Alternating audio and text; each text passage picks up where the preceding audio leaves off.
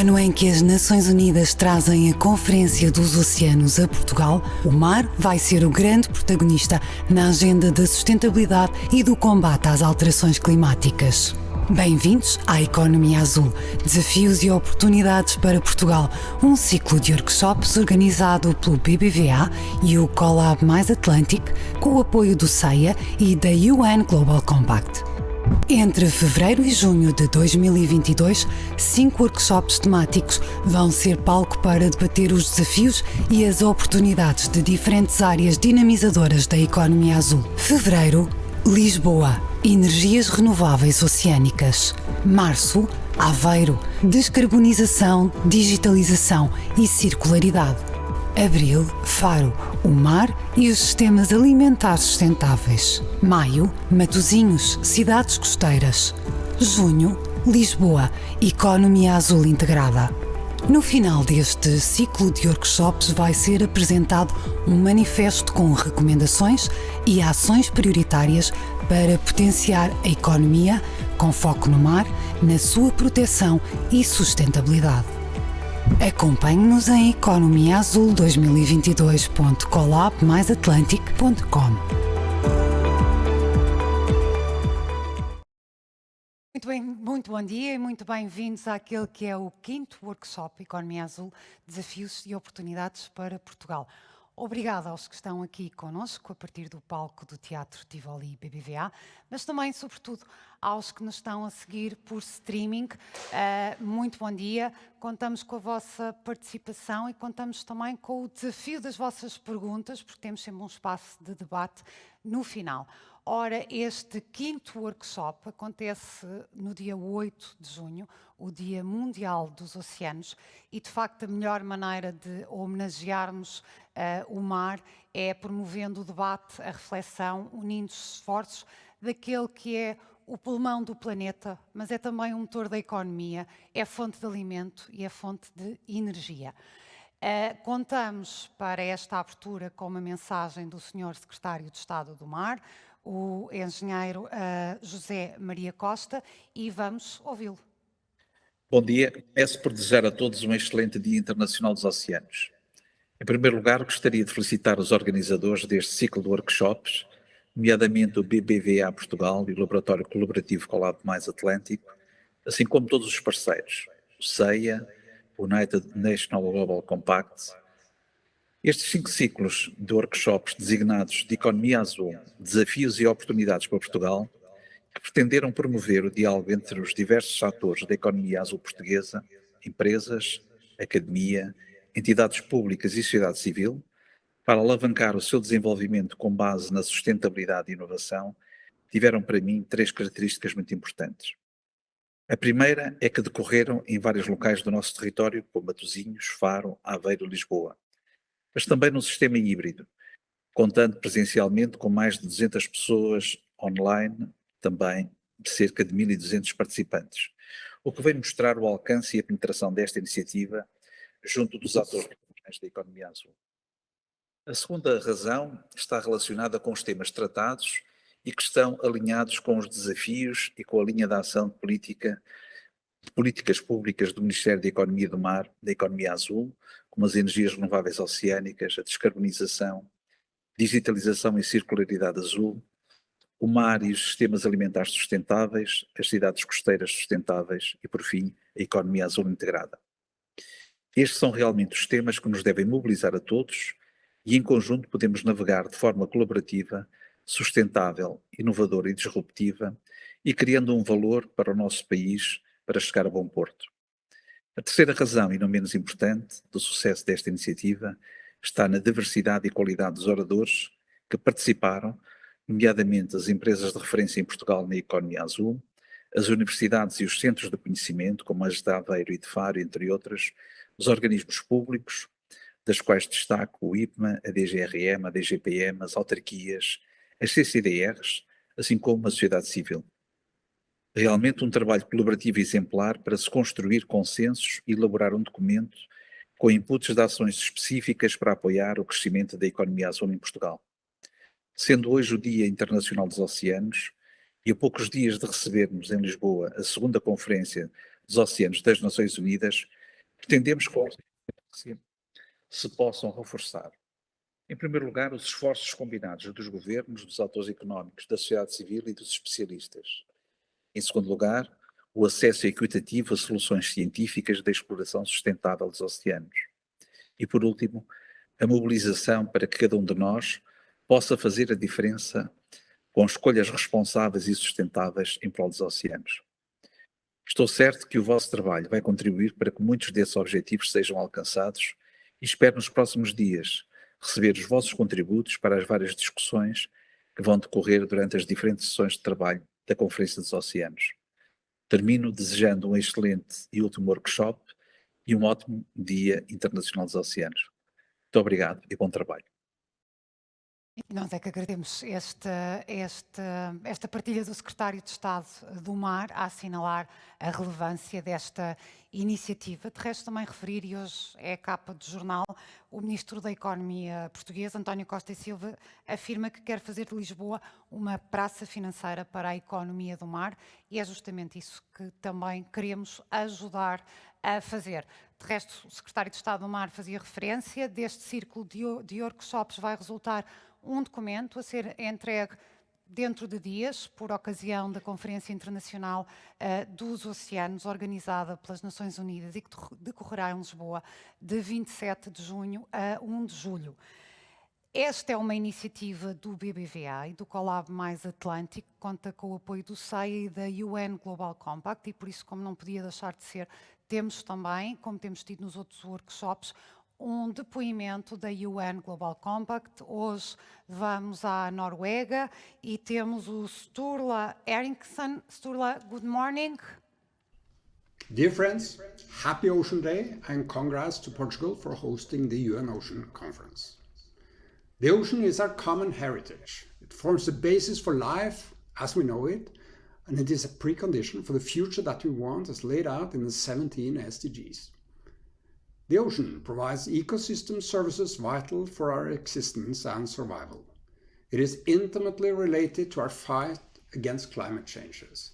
The ocean will be key to sustainably supplying the world with food, medicines, electricity, logistics, and raw materials necessary to ensure more prosperous lives for more people and for future generations. Therefore, we must both protect and preserve the ocean, while concurrently producing more from and on the ocean. And the ocean industries are already growing. The blue economy is expected to grow way faster than the global GDP in the decades to come. To manage both ocean protection and ocean production, we need governments, industry, and academia to come together, as they will for the UN Ocean Conference. We need to tap the full force of the business community's insights, innovations, and investments. We need industry leaders to step up and come forward as ambassadors and stewards for sustainable blue growth. We need to call on the business community to create market mechanisms that makes it profitable to be on the right side of history. We need the finance sector to develop and deploy blue bonds to incentivize, de-risk, and reward innovations and pioneering investments in the blue space. No one actor can do this alone. We need to work together across national, industrial, academic, and regulatory boundaries. Good luck with today's conference. All of us at the UN Global Compact Ocean team look forward to working with you going forward. Thank you for your kind attention. Sturla, e o Sturla dizia, é verdade, temos que de facto unir esforços. Ao longo destes workshops abordámos temas tão importantes como as energias renováveis oceânicas, a descarbonização, digitalização, circularidade, o mar e os sistemas alimentares, as cidades costeiras sustentáveis. Deixámos para este último workshop, não menos importante, a questão do financiamento. E o financiamento que pode ser de origem pública ou privada, e é sobre ele que vamos falar ao longo deste primeiro painel. Tenho comigo Luís Castro e Almeida, CEO do BBVA em Portugal, Conceição Santos, da DGPM, da Direção-Geral de Política do Mar, E temos, porque está em confinamento, a Rita Sousa, da Faber Ventures. Bom dia, Rita. Estamos a chegar em boas condições? Consegue ouvir-nos? Sim, com certeza. Eu consigo ouvir lindamente. Conseguem-me ouvir bem? Sim, perfeitamente. Bom dia e Ótimo. obrigada. Obrigada aos três por virem partilhar o vosso conhecimento e a vossa experiência no que diz respeito aos desafios, às oportunidades, mas também às dificuldades que temos no que diz respeito ao financiamento sustentável, hoje tão vulgar financiamento verde, mas também cada vez mais financiamento azul, e disso falaremos também ao longo desta conversa. Conceição, eu começava pela questão do financiamento público e tendo como base, obviamente, o MAR 2020, o Fundo Azul, o ZEA Grandes e, mais recentemente, o PRR. Como é que todos estes instrumentos de apoio de financiamento público estão, de facto, a ajudar, a apoiar a inovação, a investigação e a permitir que as empresas possam ser mais sustentáveis. E convidava também, se for o caso, porque o MAR 2020 é conhecido de todos, mas em algum destes instrumentos, estes eventos são também para fazer literacia sobre sustentabilidade. Se quiser partilhar connosco de que tipo de instrumentos é que estamos aqui a falar em concreto, acho que vale a pena, porque as pessoas ouvem estes nomes e não sabem. Eu não sabia o que era antes de preparar este painel, portanto admitimos que muitas das pessoas que nos estão a seguir possam também não conhecer, e mais uma vez obrigada, é repetente nestes workshops, esteve connosco aqui justamente no primeiro. Portanto, quer a DGPM, quer a DGRM, que também está aqui, foram muito importantes no contributo da visão do apoio público à economia azul. Bom, bom dia a todos. Antes de mais, agradecer o convite para estar aqui mais uma vez. A parte do financiamento público e da literacia dentro desta matéria também faz parte da nossa missão. Talvez eu começasse então por aí. Nós, em termos de financiamento público, temos talvez um grande pacote dos fundos de natureza estrutural da União Europeia, que depois se combina com uma parte de orçamento de Estado, onde temos o MAR 2020 ou agora o MAR 2030. Mas o MAR 2020 ou o MAR 2030 é apenas um dos programas dentro daquilo que é o pacote maior do Portugal 2020 ou do Portugal 2030, em todos os programas há oportunidades de financiamento público para o MAR. E depois é complementado por um conjunto de outros instrumentos. O Fundo Azul é um fundo de natureza estritamente nacional, de governação nacional e de fundos nacionais. O ZEA Grandes é um financiamento que Portugal recebe e que tem uma lógica de cooperação, sobretudo com os países doadores da Noruega, da Islândia e do Liechtenstein. E, portanto, digamos que esta é uma das partes do financiamento. Claro que existem outras formas de financiamento público e, desde logo, a combinação com instrumentos da União Europeia de gestão direta europeia ou até de outros a que Portugal pode ir, por exemplo, com os bancos regionais, onde, em termos públicos, o nosso Ministério das Finanças, no fundo, também nos representa e também pode ser uma forma. E de que forma é que isto tem vindo a ajudar, e talvez aí olhasse para o período que já passou, para podermos falar do que é que tem ajudado, antes de olhar o que é que pode vir a ajudar. De facto, eu penso que em termos gerais e daquilo que vamos observando, eu não diria que há falta de financiamento para o MAR, e tem-se visto bastante financiamento. Eu estive a observar alguns dos números que nós vamos tentando seguir para perceber como é que, de facto, o financiamento tem vindo a ajudar a economia do mar e aquilo que temos registado dentro da Direção-Geral de Política do Mar, por exemplo, dentro do Portugal 2020, 5% de todas as operações são mar. 7,4% do investimento total que foi aprovado, na ordem dos 2.800 milhões de euros, foi na economia do mar. E 5,8% do fundo aprovado, na ordem dos 1.300 milhões de euros, também foi na economia do mar. Isto até dezembro de 2020.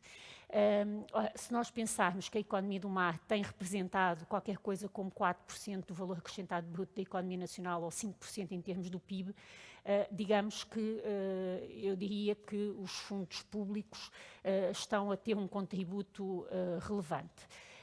Agora, também temos que olhar depois para a frente, não é? Porque a taxa de crescimento da economia do mar é muito superior à da economia nacional, portanto, se calhar a taxa de investimento também tem que ser superior. Se se está a investir em diferentes áreas, também tem que se olhar em que áreas é que se está a financiar. E, portanto, esse é um primeiro aspecto. Eu acho que tem havido financiamento para o mar e os atores têm-se mobilizado para ir a financiamento. E aqui sublinhava outra coisa, que é, tendo o Mar 2020, que é específico para o mar, o Fundo Azul, que é específico para o mar, ou o Blue Gulf, o programa do Blue Gulf dos IA Grants, o resto são colos competitivas. E sendo colos competitivas e tendo havido tanto financiamento, isto mostra que os atores do mar são competitivos na economia nacional e a nível europeu também se mostram competitivos. Nós, de facto, verificamos que há muita procura, por exemplo, por colos da investigação e inovação. Temos verificado desde já há alguns anos a esta parte que no ID o investimento público tem vindo sempre a aumentar. Os últimos dados de que eu tenho são de 2019, mas em 2019 nós tínhamos 105 milhões de euros em ID, que é cerca de 3,5% de tudo o que foi investido em ID. De facto, as empresas representavam apenas 20% desse investimento, mas também desde 2014 que têm vindo sempre a aumentar. E, portanto, aqui eu diria que as empresas também estão a olhar para o ID e estão cada vez mais a incorporar, quer nos setores tradicionais, quer nos setores emergentes, o ID. Agora, estes fundos, o Mar 2020, o Fundo Azul ou o ZEA, são muito importantes para o mar. Porquê?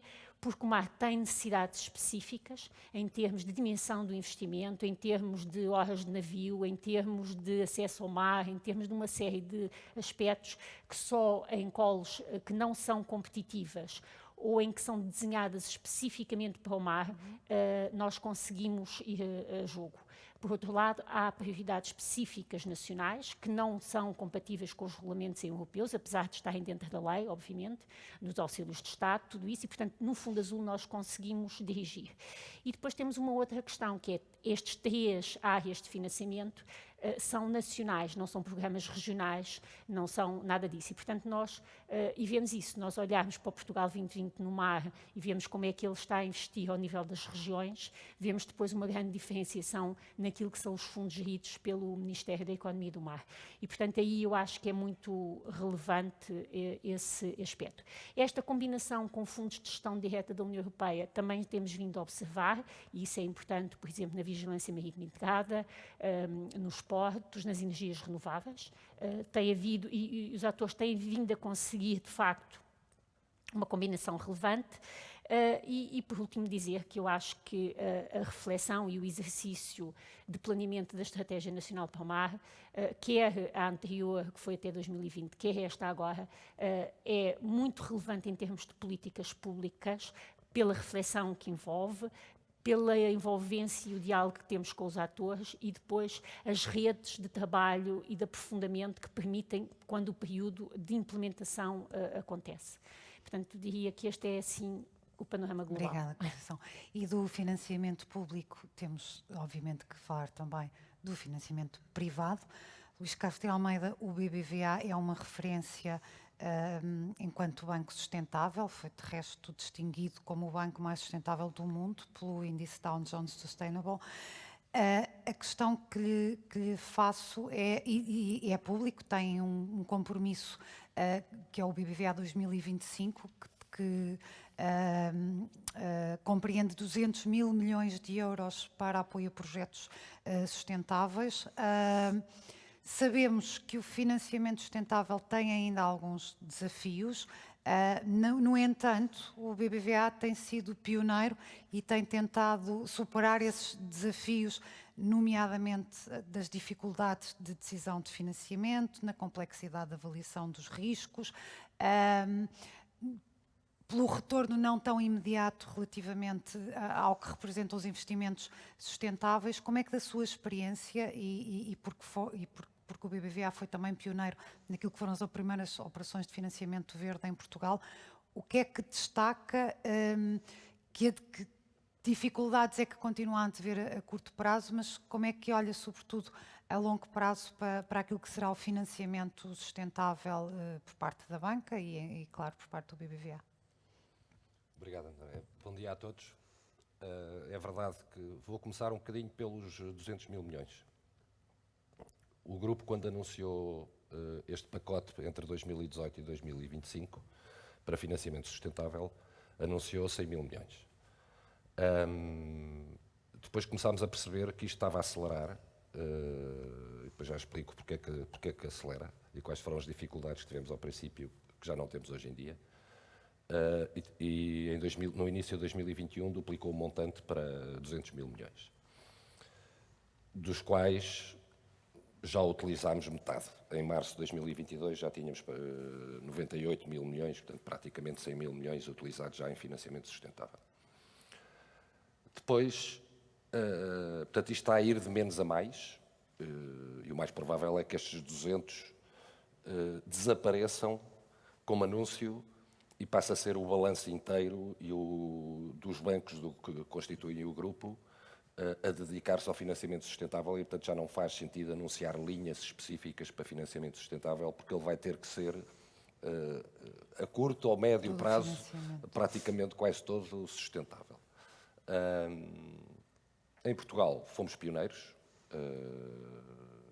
não só no primeiro financiamento verde, como nos primeiros financiamentos verdes numa série de setores. Não só em Portugal, alguns deles até fomos a nível mundial. Os nossos interlocutores no início eram o CEO ou o CFO, era com eles que falávamos. Em algumas empresas foi fácil, porque a administração e o próprio CEO, pois o conceito de ter uma empresa sustentável já estava interiorizado dentro dessas empresas. Noutros não foi tão fácil, e teve que haver um trabalho de formação.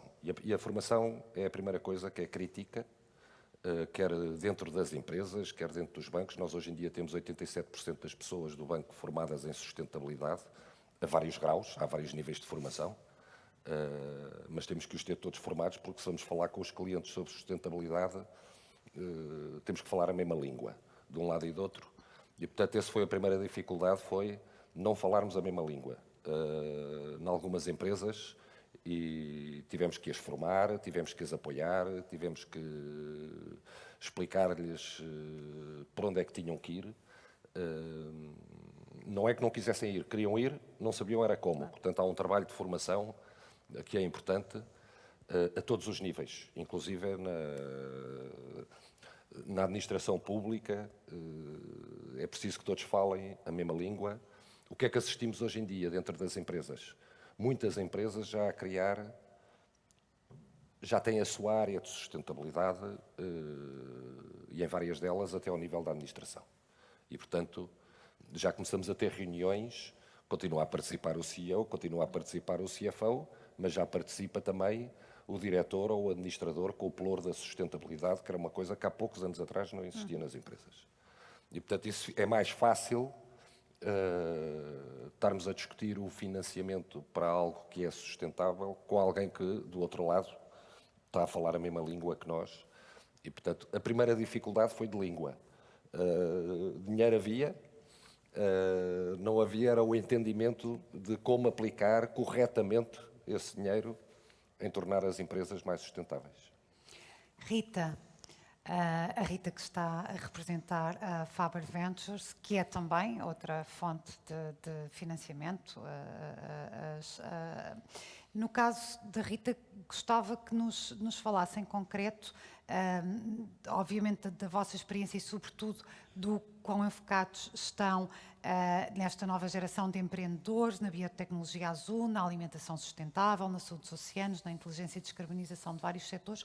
Mas, em concreto, gostava que partilhasse connosco sobre o fundo Blue Pioneer e, como dizia há bocadinho, como é que vê a implementação de Venture Capital como solução ao financiamento de projetos de investimento na área do mar. Raquel, antes de mais, bem, espero que me consigam ouvir bem. Muito obrigada também pelo convite para poder estar aqui no painel, ainda que à distância. Portanto, só dar com nota, primeira nota, que o fundo Blue Pioneers é um fundo Faber.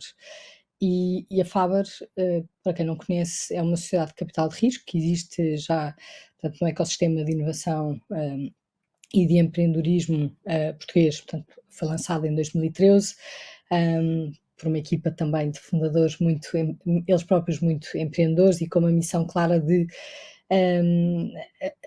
ajudar portanto, os empreendedores a crescerem e a fundarem e a tornarem as empresas globais. Portanto, é uma sociedade de capital de risco focada em early stage, em deep tech, ou seja, em tecnologias complexas, que tem duas grandes missões hoje em dia, que é impulsionar a transformação digital de múltiplas indústrias e, por outro lado, também contribuir naturalmente para a ação climática.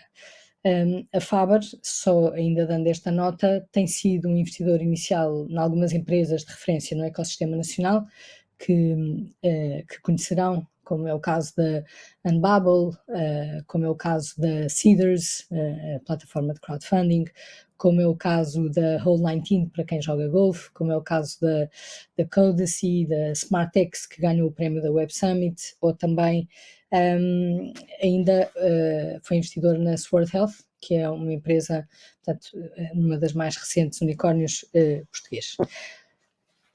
Falando agora do tema Blue, portanto, em 2017 a Faber começou a explorar o espaço Blue, em parceria com duas entidades de referência a nível nacional, a Fundação Carlos Gulbenkian e a Fundação Oceano Azul, e começou a colaborar de forma próxima com estas duas entidades na criação e lançamento do Blue BioValue,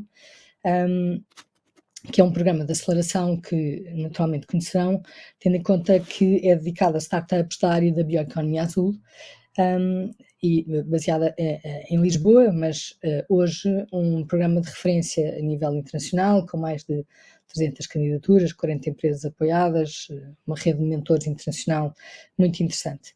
E foi desta forma que a Faber, desde logo em 2017, foi ganhando conhecimento do ecossistema de inovação e de empreendedorismo no espaço Blue, e se foi apercebendo do enorme gap de financiamento que existe nesta área, do ponto de vista de fundos de capital de risco especializados para apoiar estas empresas nas suas fases iniciais, portanto, transferência de tecnologia para o mercado, desenvolvimento de primeiros pilotos junto das indústrias e depois, de facto, estas fases iniciais de entrada no mercado.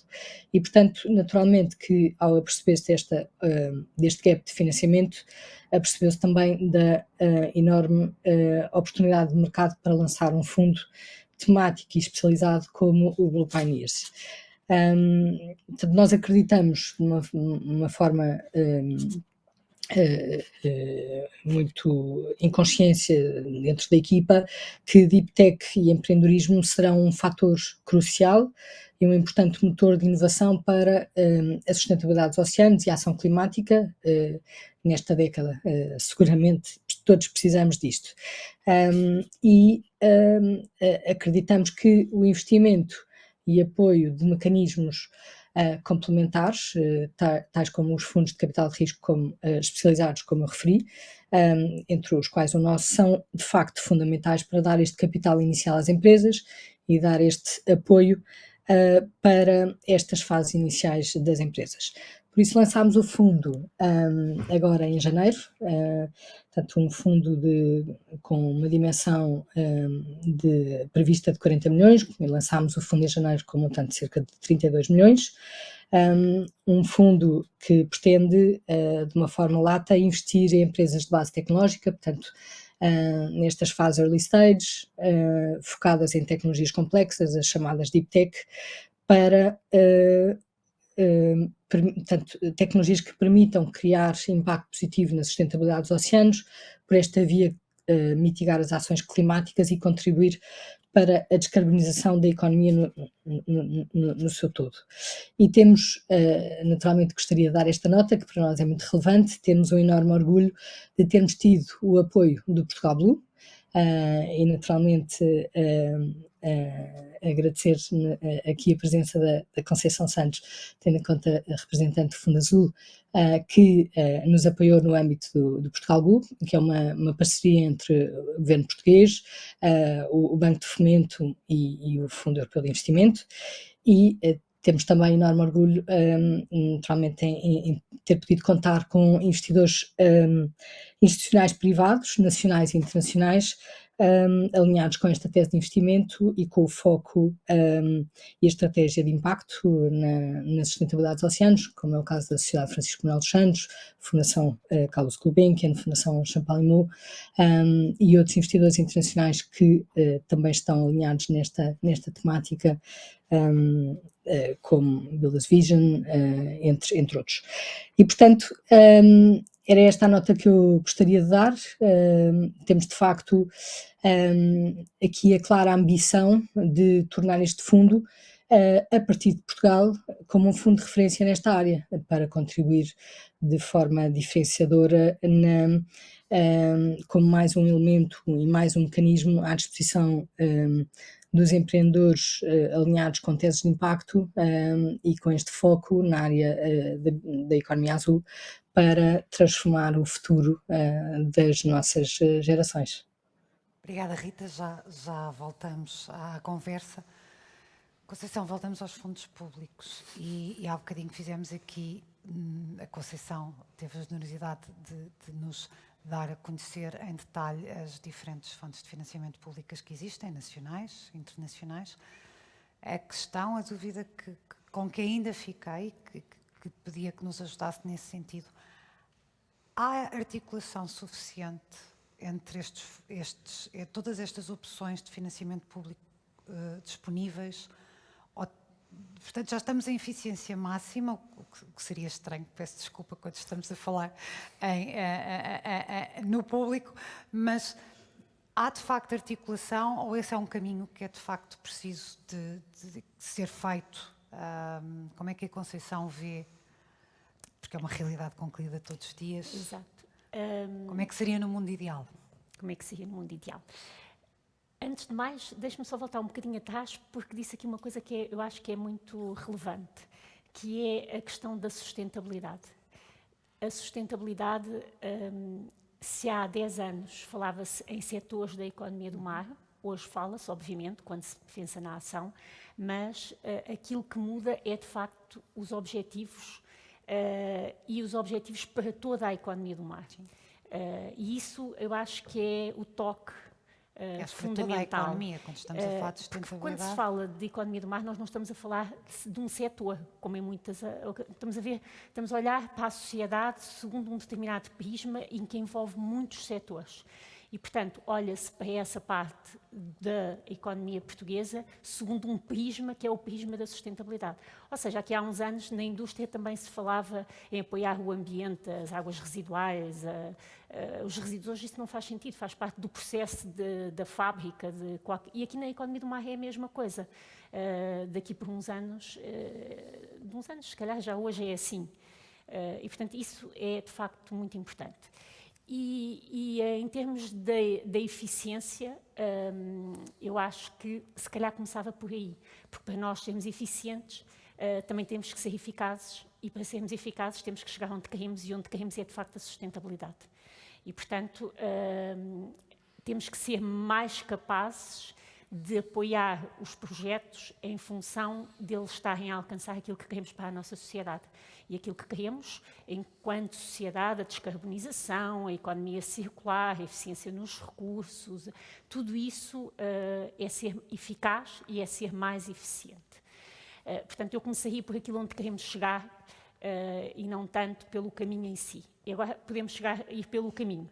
E o caminho, de facto, em 10 anos as coisas mudaram muito. E aprendemos também, e a sociedade mudou e os atores mudaram, e eu acho que podemos, de facto, fazer melhor e aumentar essa eficácia e essa eficiência. E eu diria que podemos melhorar em várias coisas.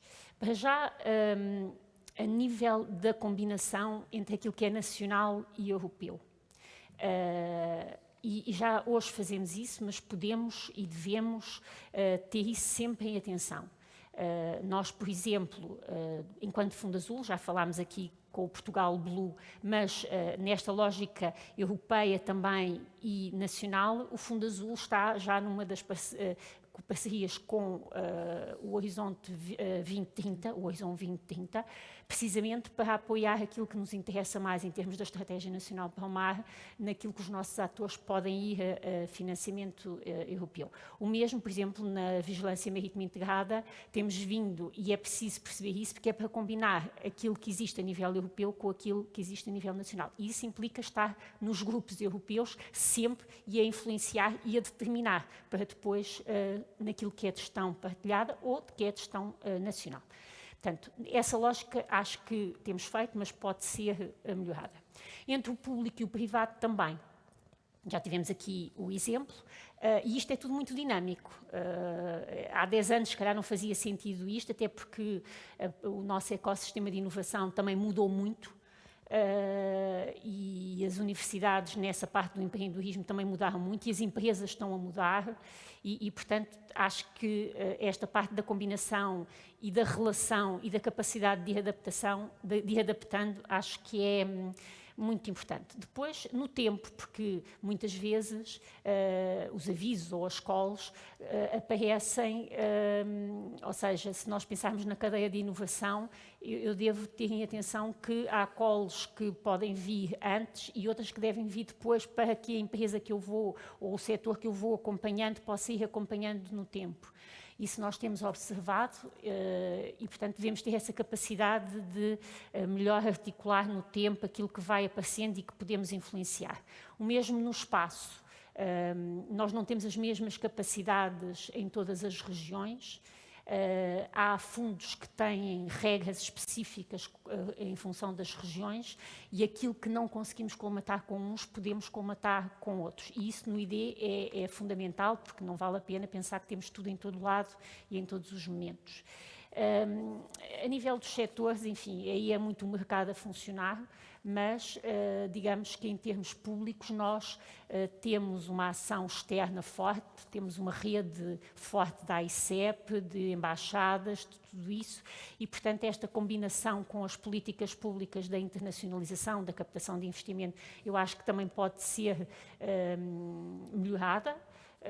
E combinada com isto, não é? Porque eu vou financiando publicamente certas áreas, certos setores, vou acompanhando os atores e depois posso levá-los mais longe. E claro, eu não podia deixar de dizer, estando aqui em termos públicos, que o financiamento é só um dos instrumentos e, portanto, é o motor, falta o carro, não é? E, portanto, o carro tem parte privada, mas também tem as outras coisas todas, as zonas livres tecnológicas e outras coisas. Não podemos falar de financiamento sem falar sobre investimento. E quando falamos em investimento sustentável, eu quero partilhar aqui um número que eu não sei se todos conhecem, mas o mercado de investimentos sustentáveis globais representa qualquer coisa como 35 trilhões. É já 36% do que representa o montante global de investimentos no mundo, no planeta, se quiserem. São 35 trilhões. Dito isto, e porque ambos, aliás os três, têm feito referência a isto, caminharemos para um mundo ideal onde não teremos que falar de sustentabilidade, porque tudo é sustentabilidade, portanto deixará de fazer sentido, os financiamentos serão todos sustentáveis, portanto já não teremos diferenciação entre financiamentos sustentáveis e não sustentáveis, mas relativamente aqui ao capítulo do investimento, e tem havido imensos desafios ou convites ou imposições, quer por parte da Comissão Europeia, quer por parte das Nações Unidas, para que de facto transitemos todos para um investimento sustentável.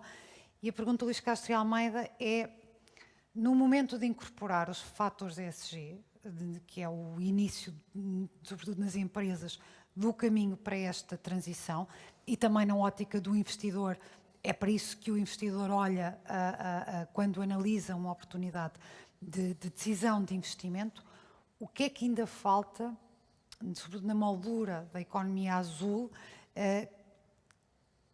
que dificuldades é que ainda encontra e que a banca encontram para estarmos numa posição mais ambiciosa no que diz respeito a investimento em economia azul em concreto? Um exemplo concreto, todos conhecemos os Green Bonds, o BBVA fez inúmeros, a UN Global Compact está a trabalhar na framework dos Blue. Como é que olha para o investimento azul? Primeiro, o azul está dentro do verde. Ainda há quem discuta hoje, ainda há quem perca tempo hoje em dia a discutir o Pantone, se isto se deve chamar azul ou se isto se deve chamar verde marítimo. Porque o azul é o verde no mar. Uma das razões porque tivemos que duplicar de 100 para 200, ou como mencionaste, que já 40% praticamente do investimento hoje em dia é sustentável. O que está por trás disso é uma palavra, que é aquela palavra mágica que faz surgir dinheiro debaixo das pedras, que é estabilidade. Nós fomos pioneiros e quando começámos a dar as primeiras linhas de financiamento verde, ainda estava a Comissão Europeia e as Nações Unidas a discutirem taxonomia. O que é que ia para a taxonomia, o que é que não ia para a taxonomia. Isso hoje em dia, no que é verde, está relativamente estabilizado. Nós, para classificarmos algo de verde ou de azul, eu vou só falar em verde, porque depois o azul é igual. E aquilo que existe no verde e que ainda não existe no azul é o que se tem que trabalhar. Primeiro tem que haver indicadores a nível global standardizados. Aquilo que é verde na Europa tem que ser considerado verde nos Estados Unidos, no continente americano, no continente africano e no continente asiático.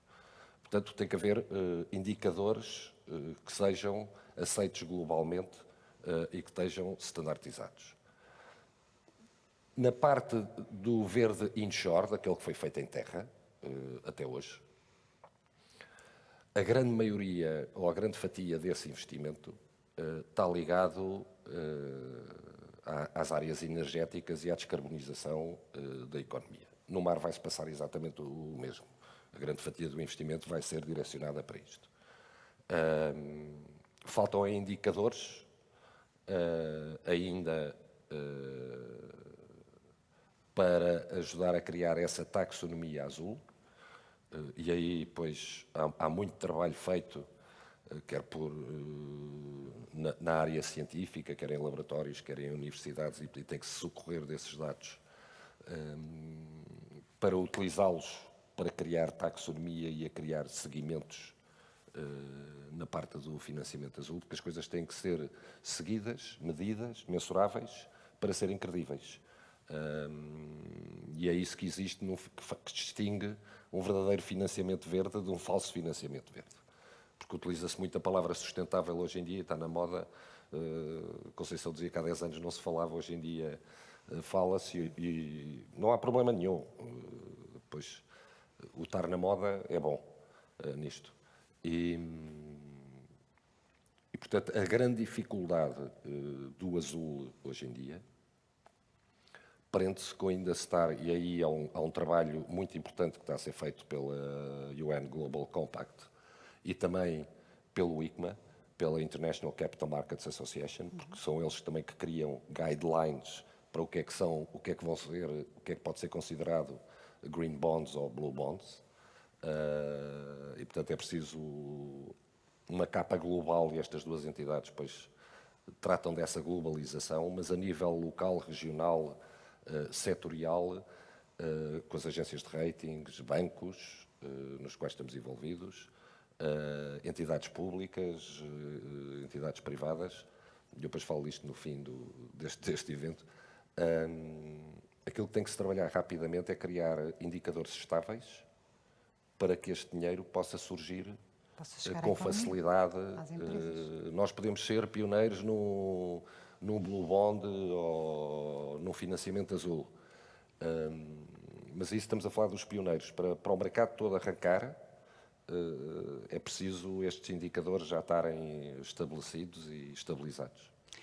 Rita, a Faber tem ambições de conquistar da Europa para o mundo, de Portugal para o mundo, e procuram parcerias com equipas de tecnologia altamente especializadas. Como é que atraem este talento? Como é que desde a Faber Ventures atrai este talento para estas parcerias? E até que ponto é que tem sido fácil ou não esta atração de talento? E justamente como estamos a falar de financiamento sustentável, como é que vocês incorporam estes desafios da sustentabilidade na vossa atividade, nomeadamente justamente na seleção que fazem das equipas e dos projetos? Raquel, são várias questões relevantes que eu vou tentar naturalmente endereçar na minha resposta. Portanto, antes de mais, relativamente, portanto, como há pouco referi, nós temos um foco no âmbito do fundo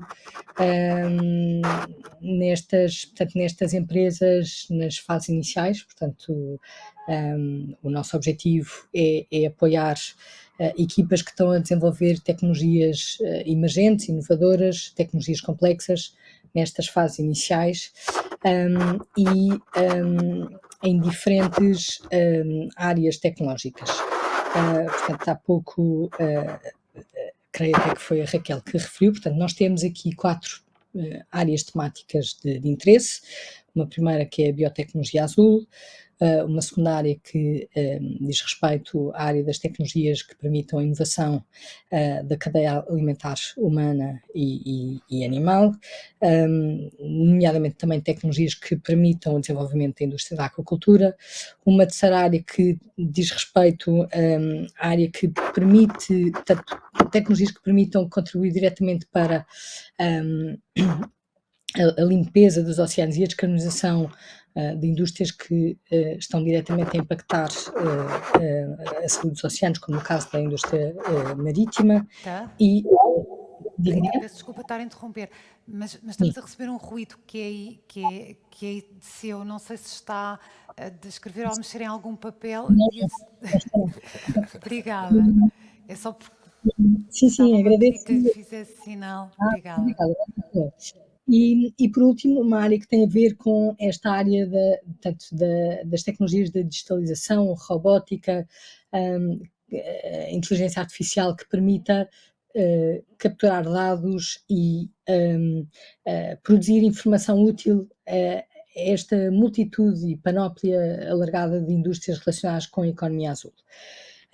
Isto para dizer que, no contexto destas diferentes áreas, nós temos tido, portanto, e temos hoje um pipeline muito interessante de projetos das diferentes áreas e parece-me relevante destacar o elevado alcance a que estamos expostos hoje, com centenas de projetos a passarem por nós, muitos deles também, portanto, naturalmente em Portugal, mas muitos deles a nível europeu, mas também com potencial para se estenderem a Portugal.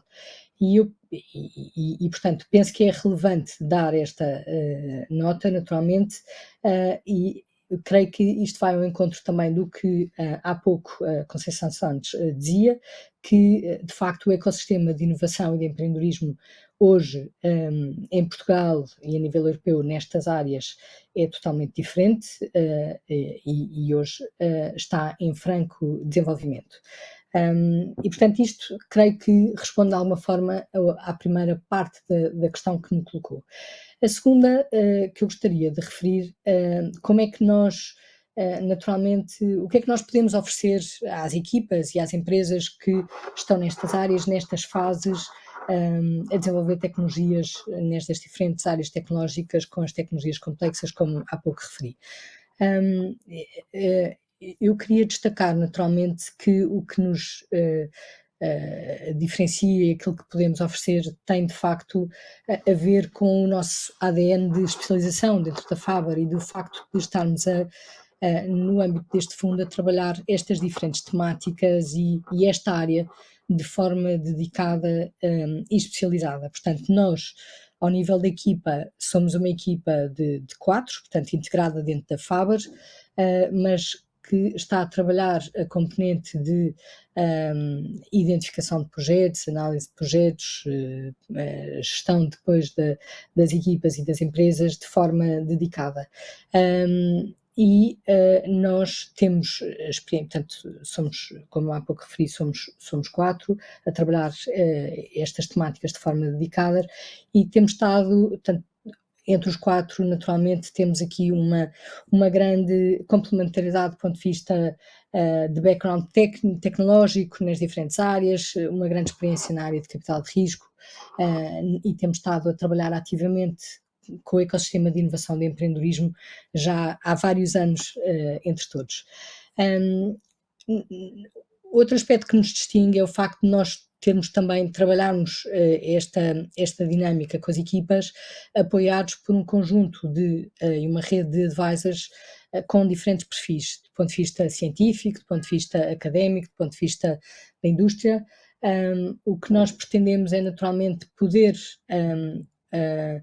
trabalhar pré-investimento e pós-investimento e apoiar da melhor forma possível as equipas que venham a estar no nosso portfólio. E também esta construção desta rede dinâmica que estamos a fazer para poder apoiar estas equipas é feita também com a experiência e a constituição de uma rede alargada de outros fundos de capital de risco especializados nestas áreas que vão surgindo a nível internacional e com quem nós estamos a trabalhar ativamente e cada vez mais.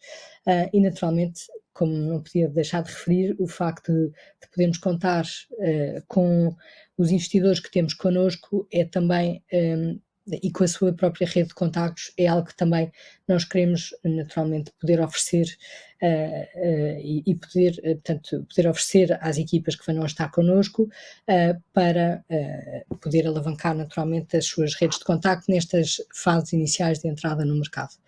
Portanto, eu diria que não é só capital que nos interessa trazer, interessa-nos trazer uma especialização e um conhecimento alargado destas diferentes áreas temáticas, áreas tecnológicas, das indústrias que trabalham estas diferentes áreas, que é isso que estamos a fazer de forma dedicada ao nível da equipa, e depois trazer também connosco uma rede de advisors, co-investidores, investidores do nosso próprio fundo que podem apoiar as equipas e esta rede de contactos nestas fases iniciais de facto é fundamental.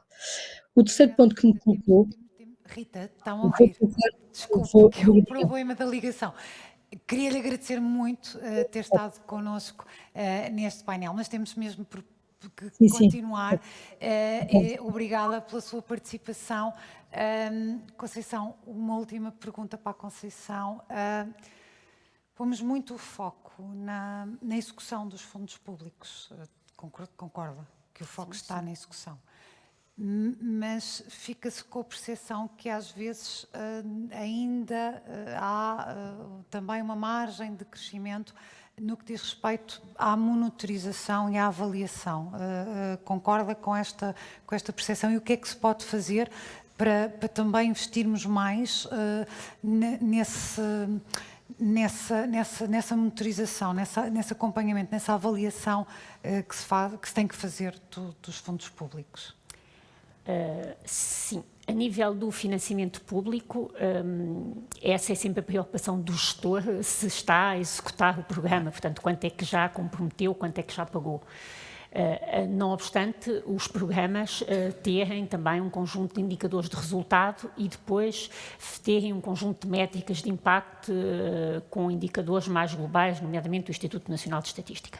Mas agora falando especificamente do mar, e sempre com aquele enfoque da Estratégia Nacional para o Mar, que é chapéu e onde nós na Casa trabalhamos, eu gostava de sublinhar aqui dois aspectos. Primeiro é que há 10 anos não se conseguia saber o que é a economia do mar. E, portanto, quando começámos e queríamos dizer o que é a economia do mar e quanto é que valia, cada um tinha uma definição diferente. E, portanto, trabalhámos primeiro para perceber o que é a economia do mar, e hoje com o Instituto Nacional de Estatística e com a conta satélite do mar temos uma definição, e estamos com a OCDE precisamente para poder ter métricas internacionais que sejam comparáveis. Depois, não tínhamos uma monitorização daquilo que se financiava em termos públicos no mar. E, portanto, nós há cerca de 4, 5 anos foi instituída uma coisa que se chama o ITIMAR, que no fundo é uma rede de todos estes programas na área do financiamento público, com métricas, com uma metodologia para identificarmos e podermos ter números, como eu comecei por dizer. Temos tanto disto naquilo que é o mar, com uma métrica que é comum e que conseguimos de alguma forma alinhar com aquilo que é a métrica da economia do mar e da definição da economia do mar. Agora, disto o que é verde? Não é? Porque nem tudo o que se investe na economia do mar é a economia azul, não é? Porque a economia azul é precisamente o verde da economia do mar, não é? Este jogo de cores. E a nível daquilo que nós financiamos, e vou falar aqui dos IA Grandes e do Fundo Azul, porque somos nós que gerimos na casa, nós com os IA Grandes na grelha de avaliação dos projetos já temos uma ponderação para se eles contribuem mais ou menos em linha com a Agenda 2030 das Nações Unidas. O Fundo Azul isso não teve tanto ao nível daquilo que foram os avisos abertos, portanto eles serem logo ponderados dessa forma. Estamos agora a categorizá-los precisamente para ver como é que eles estão alinhados o que já financiamos e como é que temos agora as métricas preparadas para que os próximos calls, os próximos financiamentos já possam abrir e virem com esse framework preparado. E, portanto, sem dúvida alguma que é necessário cada vez mais ter estas métricas para perceber onde é que estamos aí, onde é que estamos a caminhar. Agora, isto coloca um desafio enorme, porque, por um lado, a sociedade exige uma grande capacidade de auditoria aos programas e uma auditoria muito fina. Isso faz com que nós sejamos muito exigentes nos nossos projetos em coisas que precisam de alguma flexibilidade, porque quando eu estou a falar de resultados e de impacto, se me colo muito a coisas muito específicas 2, 3 anos antes, a flexibilidade também se torna mais difícil e, portanto, há aqui um caminho difícil às vezes de balancear.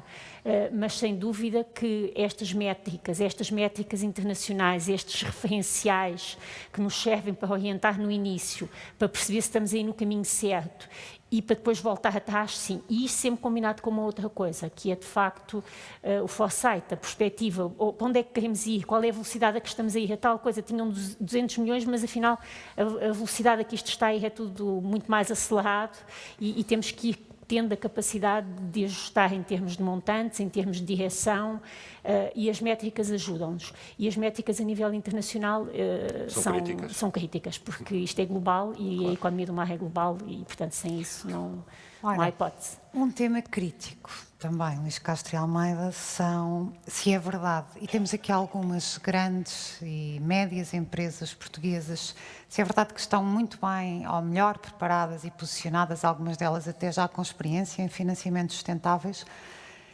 Portugal é um país formado sobretudo por PMEs, e aqui a questão e o desafio é como é que, e até porque estas grandes empresas, muitas delas exportadoras, têm na sua cadeia de valor muitas PMEs, como é que ajudamos as PMEs, muitas delas pequenas, vulneráveis, pouco preparadas para estes desafios de sustentabilidade, como é que pode ser feito? Vão ser as grandes que vão ao bem que dar o exemplo ou impor aos seus fornecedores que adotem comportamentos e práticas sustentáveis? O que é que tem que acontecer? Tem começado por impor. E o impor, uma empresa hoje em dia não tem que ser sustentável nas suas 4 paredes, tem que ser, toda a sua cadeia de valor tem que ser sustentável para que a empresa seja considerada sustentável. Aquilo que se passa dentro da empresa por si só hoje em dia não chega para classificar uma empresa como 100% sustentável, ou o seu negócio 100% sustentável. E isto é como tudo na vida, pois isto começa pelos maiores, e os maiores não têm a ver com a dimensão, não tem só a ver com a dimensão da empresa, tem sobretudo a ver, ou teve sobretudo a ver, se eram empresas cotadas ou não. Portanto, isto começa pelas cotadas, por pressão dos investidores e por pressão do mercado, de que toda a sua cadeia de valor tem que ser sustentável, e, portanto, elas próprias depois começam a pressionar também as empresas mais pequenas, que são suas fornecedoras, que para elas também se transformarem em empresas, ou têm que se tornar em empresas sustentáveis. E, portanto, isto vai do grande para o pequeno, do maior para o mais pequeno. Depois, o ser sustentável, se quisermos ver o copo meio cheio, dá vantagens competitivas às empresas, independentemente da sua dimensão, quer em termos de financiamento, quer em termos de acesso a clientes, quer em termos de acesso a mercados. Isso, há quem já tenha percebido isto, há outros que ainda continuam a viver ou na ignorância ou na negação, e esses eu coloco-os no copo meio vazio, que são aqueles que provavelmente não irão sobreviver se continuam ignorantes ou na negação da sustentabilidade. Porque depois entramos na pressão dos clientes e dos reguladores. Portanto, tudo vai se tornar sustentável, sim ou sim. É verdade que as grandes têm feito um trabalho fantástico a formar, e eu ao princípio falei na formação e todos falarmos a mesma língua. Portanto, elas têm feito este trabalho com os seus fornecedores e com as suas empresas mais pequenas.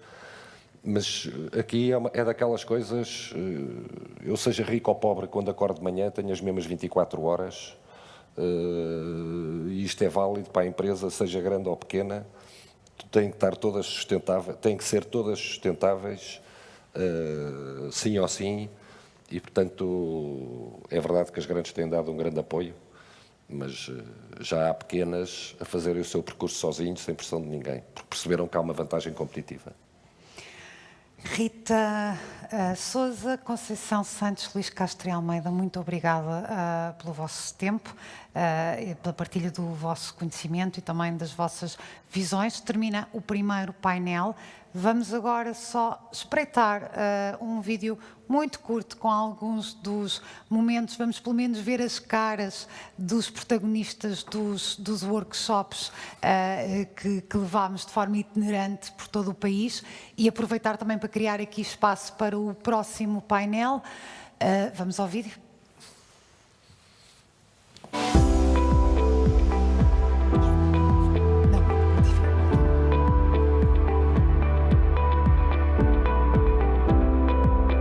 Bem-vindos àquele que é o primeiro de 5 eventos desta iniciativa Economia Azul, desafios e oportunidades para Portugal.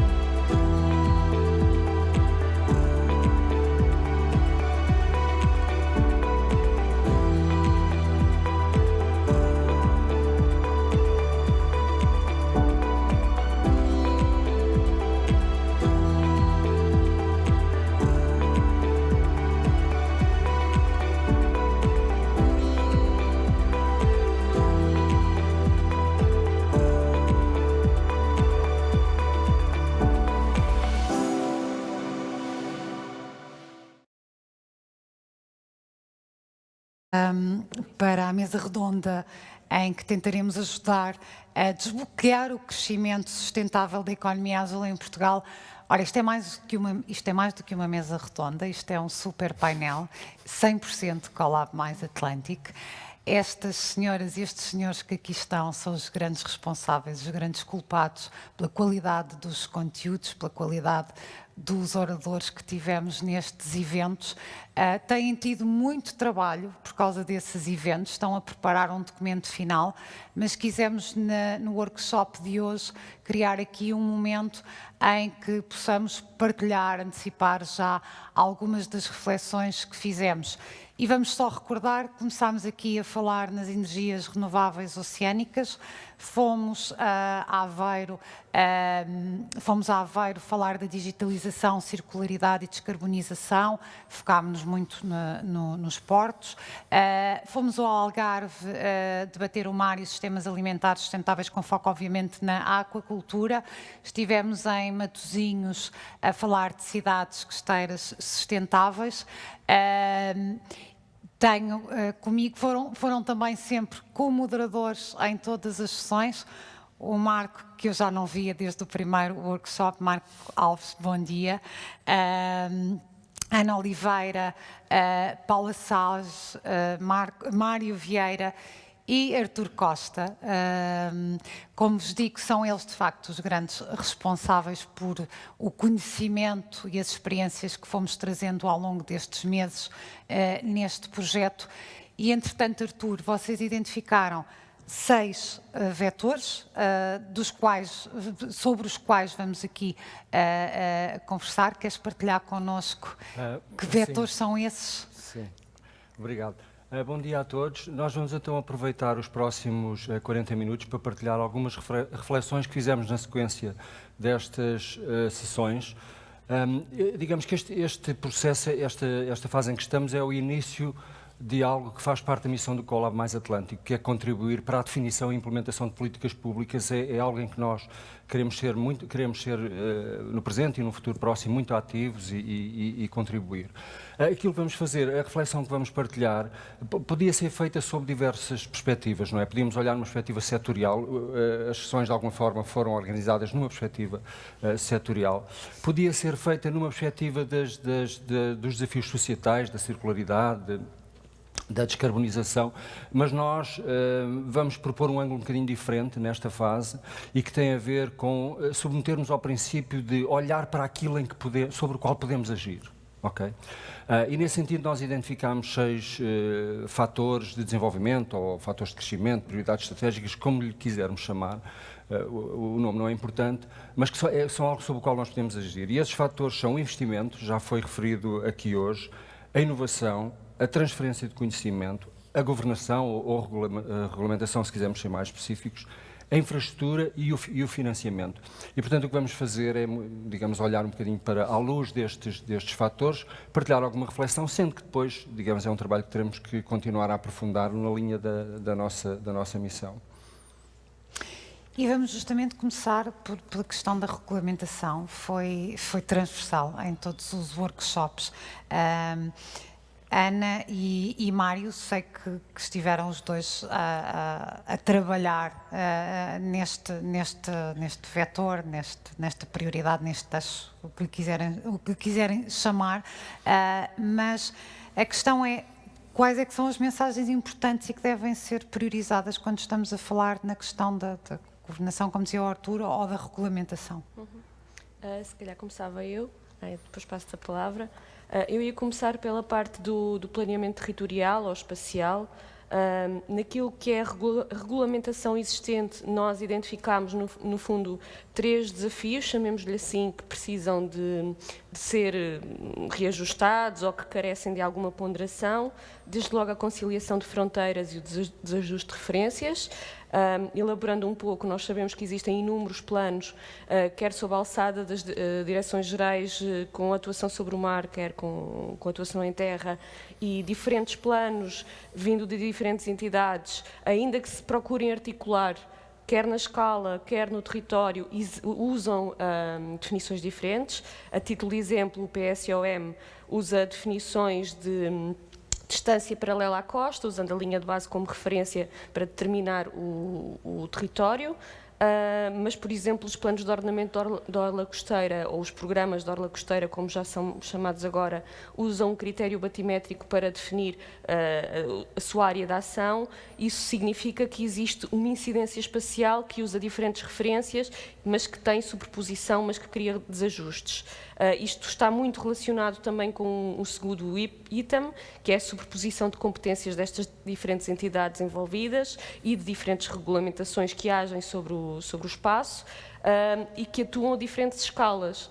Isso significa que é frequente os atores encontrarem regulamentação que é algo incoerente, quer em termos dos princípios que aplicam e daquilo que regulam, quer do próprio processo, que pode tornar-se lento e moroso, porque obriga a consulta a diferentes pareceres, alguns deles vinculativos, e temos, no limite, alguns municípios que, sendo vizinhos, têm critérios diferentes e velocidades diferentes de aprovação de certas infraestruturas, e se em mar temos um planeamento mais voltado para a escala nacional, quando chegamos à escala em terra e à infraestrutura em terra de apoio, que às vezes é imprescindível para essas atividades no mar, encontramos essas diferentes velocidades que estão muito focadas naquilo que é o planeamento em terra.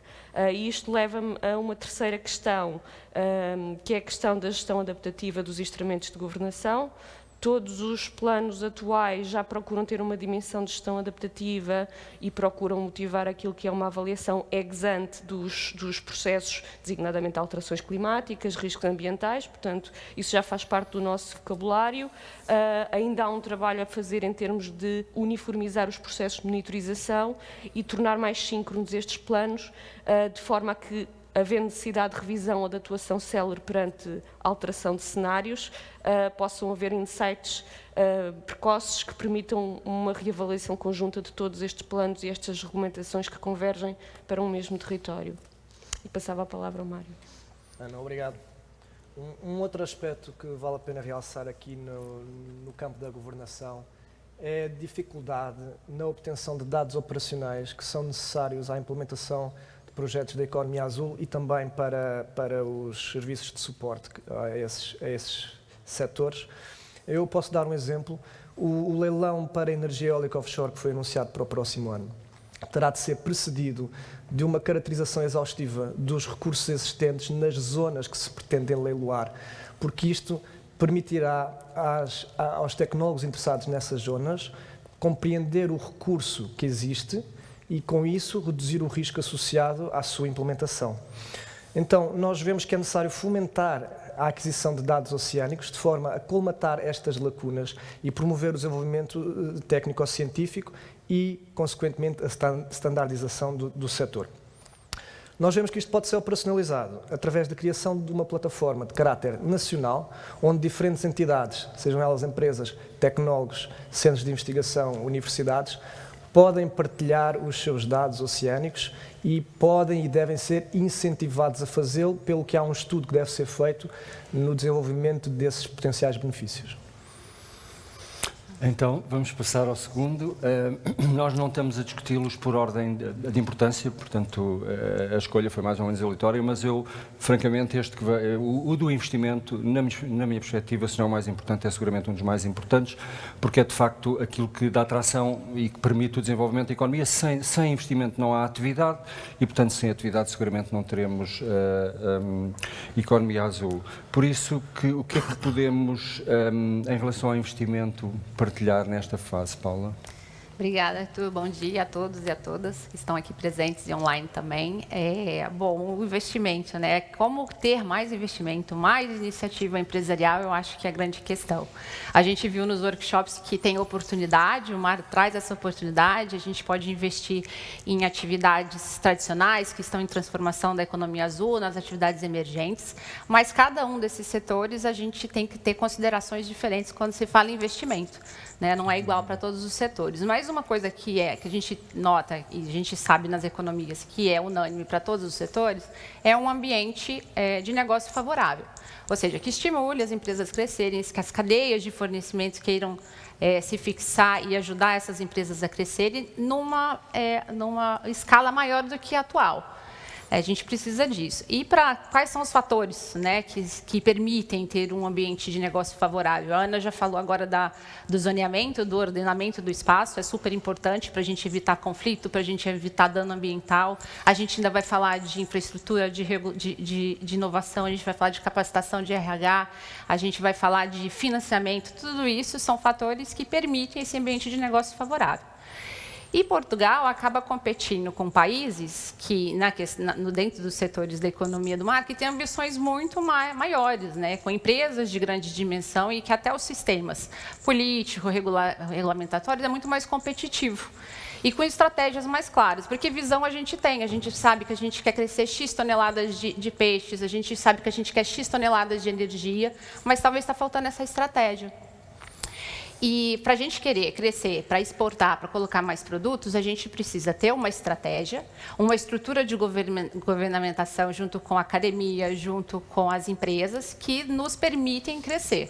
E, assim, brevemente, para dar um exemplo para vocês de quando a gente tem uma visão e estratégia de crescimento e o ambiente de negócio é favorável, pode dar bons resultados. Recentemente, mais de 80 entidades se reuniram, entidades públicas, privadas, entidades do Sistema Nacional Científico, os laboratórios colaborativos, num pacto de inovação chamado Portugal Blue Food. Foi um pacto que foi desenvolvido por uma chamada, por uma call, que era o componente 5 do Plano de Resiliência e Recuperação. E o objetivo era aumentar a produção aquícola nacional, muito focada na ciência e na inovação. Ou seja, transformar a aquacultura hoje num sistema alimentar sustentável em Portugal, para a gente conseguir dar resposta à demanda interna e conseguir exportar. Esse pacto, na primeira fase, foi de 600 milhões de euros.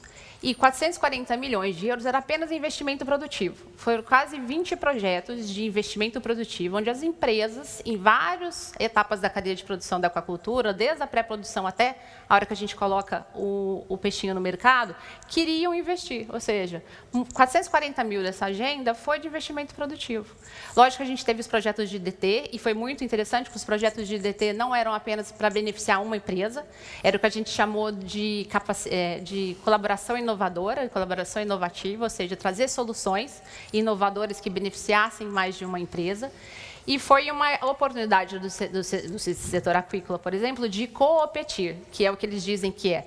Como a gente, para aumentar a competitividade, a gente colabora entre si. Então, acho que a mensagem é essa. A gente precisa de estratégias, as empresas precisam ter mais ambições, precisam ter mais estratégias, mais claras, mais transparentes, precisam estar alinhadas, né, ao setor público, ao setor privado, para que tenha esse ambiente favorável para elas crescerem. E se o investimento é fundamental ao crescimento, a inovação não é menos importante para o desenvolvimento. Ana, como é que podemos estimular a inovação no âmbito da economia azul? O que é que ainda não está a ser feito?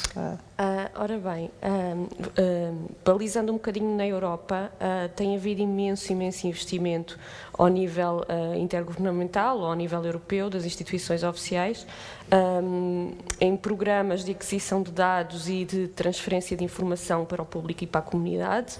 A título de exemplo, os programas Copérnicos e as próprias missões Sentinel. Isso vê-se a nível europeu de uma maneira que é contrastante, por exemplo, com a dos Estados Unidos, em que começa a haver uma transferência, por exemplo, no setor espacial para o privado. Na Europa, esse esforço está muito do lado institucional, mas a verdade é que, em matéria de inovação, nós estamos a ter uma oportunidade tremenda, porque o volume de dados e a capacidade de os transformar em insights e em informação de valor acrescentado está a borbulhar, e para nós que somos laboratório colaborativo e podemos tirar partido dessas ferramentas, há efetivamente uma grande oportunidade e é um momento muito gratificante para estarmos presentes. Mas depois falta um passo que é fundamental, é que, por um lado, do lado da academia, nós não podemos abordar as empresas e pensar na parte prática da aplicação das soluções sem reconhecer que para essas soluções serem viáveis têm que responder a uma procura ou uma necessidade, que pode estar identificada pelo cliente ou utilizador ou pela sociedade, ou, por vezes, a sociedade e o utilizador não reconhecer que há resposta para essa necessidade de ser, digamos, comatada, mas tem que haver um processo de diálogo. Isso leva muito à questão da educação, da capacitação e de criar espaços de diálogo entre o sistema, digamos, de investigação e desenvolvimento e as pequenas e médias empresas e a sociedade civil, para que sejam identificadas essas oportunidades. E, por outro lado, é preciso que quem está do lado do desenvolvimento e da investigação reconheça que não basta fazer boa ciência e soluções fantásticas que muitas vezes nos apaixonam a nós, investigadores, e queremos defendê-las até ao limite, mas temos que encontrar depois uma solução para a entrega.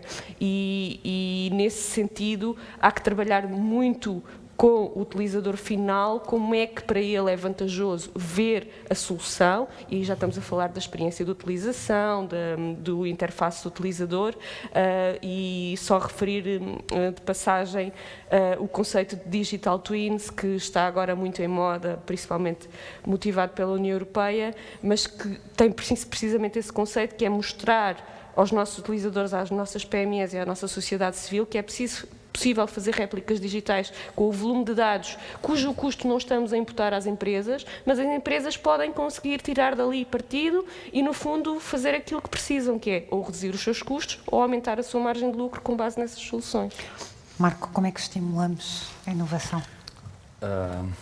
Bom dia a todos, antes de mais. Como é que estimulamos a inovação?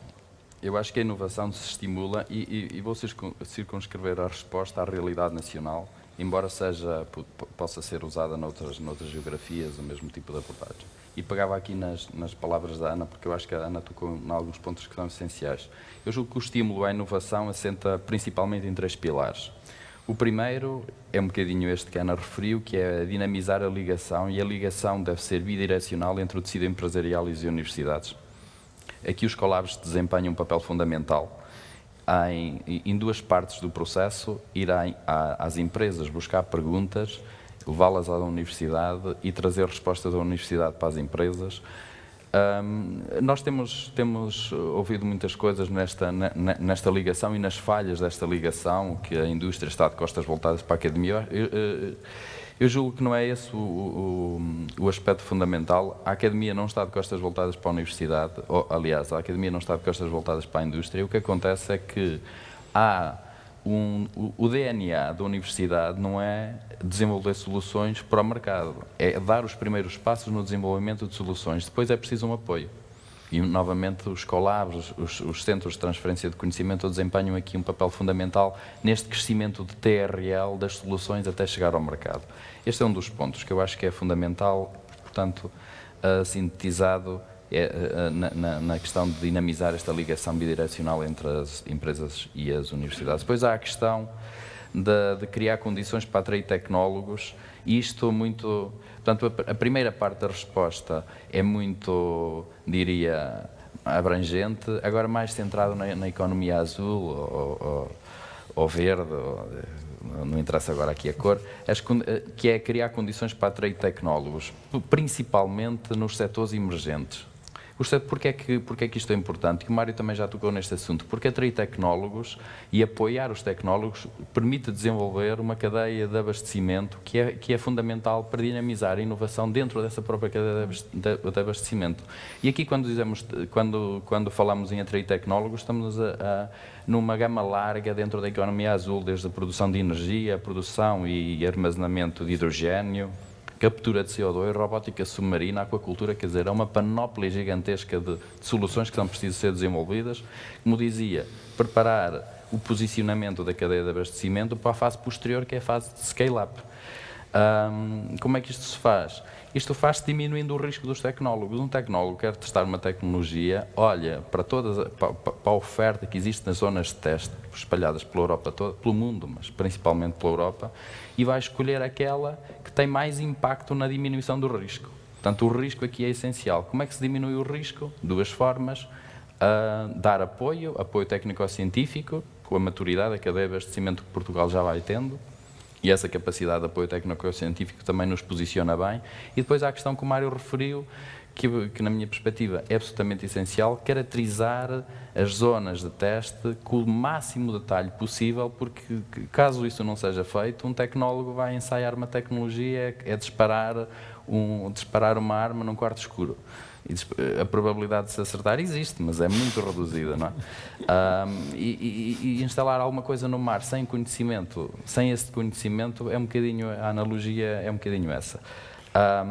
Portanto, para lá da disponibilização de infraestruturas, que as zonas de teste irão certamente disponibilizar, e apoio técnico-científico, sublinhava, para terminar, a questão dos dados, a questão da caracterização das zonas. E mesmo para terminar, só uma coisa que foi dita numa das sessões, salvo erro, na primeira, focada nas energias, que também tem um bocadinho a ver com esta questão da inovação, que é colmatar as lacunas de conhecimento que nós temos com lições aprendidas noutras geografias. Eu acho isto também muito, muito interessante, e estas lacunas não estão circunscritas à questão tecnológica. Muitas vezes, quando pensamos em inovação, pensamos em desenvolvimento tecnológico, e é verdade, mas também podemos copiar um bocadinho aquilo que foi feito, evitar reinventar a roda noutros aspectos, como os processos de licenciamento, aspectos regulatórios, etc.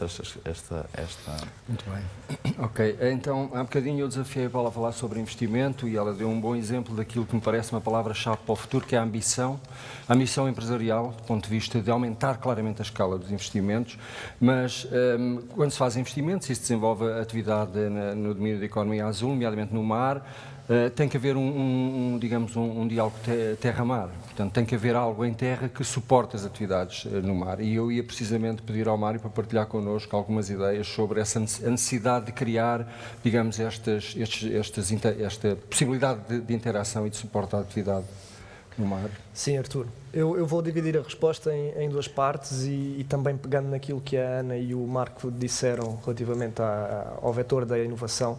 Nós temos que considerar que a implementação de projetos em Portugal de elevado impacto, seja económico, social e tecnológico, isto é, projetos de escala, só é possível se nós tivermos infraestrutura capaz de suportar a implementação destes projetos em todo o seu ciclo de vida, começando na instalação, passando pela operação e manutenção e terminando no desmantelamento.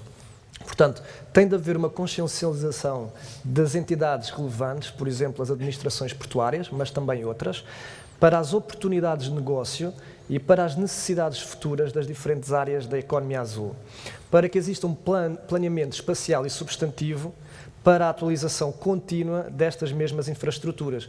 E eu posso dar alguns exemplos. Nós vamos precisar de equipamento de movimentação de carga para a energia eólica offshore, vamos precisar de estruturas para conservação e transformação de pescado, mas também vamos necessitar de embarcações especializadas de apoio às diferentes atividades e vamos precisar de uma indústria naval que consiga suportar, manter essas mesmas embarcações.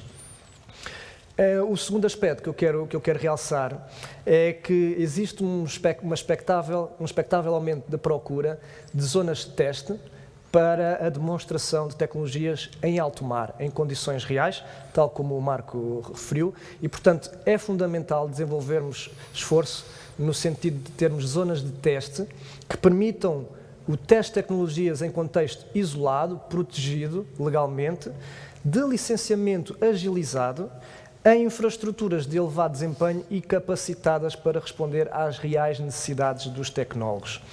Isto deve ser feito em articulação com os Port Tech Clusters e materializando aquilo que vem escrito no Decreto-Lei 15 de 2022 no que diz respeito às zonas livres tecnológicas, em particular garantida a articulação entre a futura Zona Livre Tecnológica de Viana do Castelo e aquilo que vem preconizado no quadro do Plano de Situação no que diz respeito à emissão de TUPEMs.